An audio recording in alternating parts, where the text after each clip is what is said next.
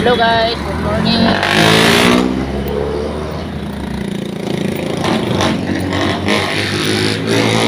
Pasok ako kanina sa trabaho. Pagdating ko ng isim sukat, naplantan ako. Vulcanize ko nga sana, kaya lang pagtanggal ko ng gulong ko, interior, ayaw naman matanggal yung takip. Ang tagal, siguro mga 20 minutes siguro hindi pa rin natanggal. Sa sobrang galit ko, pinunot ko na lang yung interior, naputol yung leeg ng interior ko. So naganap ako mabilihan ng interior bago. Naglakad ako mula SM Sukat hanggang Ibacong. Doon po yung yung bilihan ng mga interior ng bike. Yun.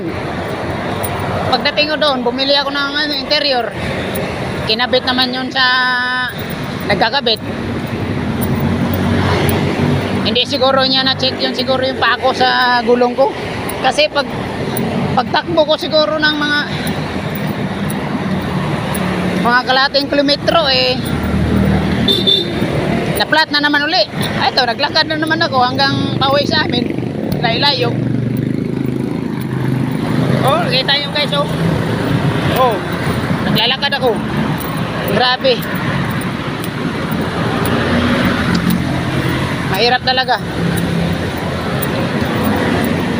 Mahirap talaga pag mabiyahe ka na hindi kumpleto ang gamit mo.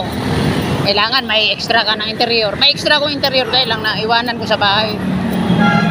Nakalimutan ko. Tapos wala pa akong flies. Ayun, kailangan guys, kayo mga biker, kailangan pag bumiyahe tayo, nagbabike lang tayo araw-araw, kailangan kumpleto tayo sa gamit.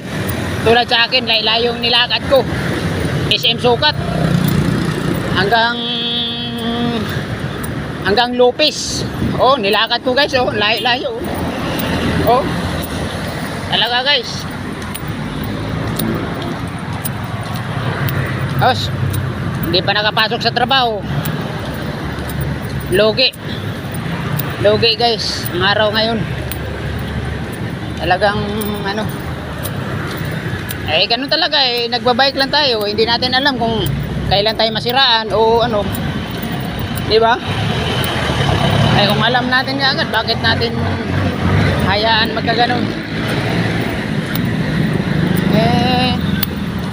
Guys, hanggang dito na lang guys. Maraming salamat. God bless you.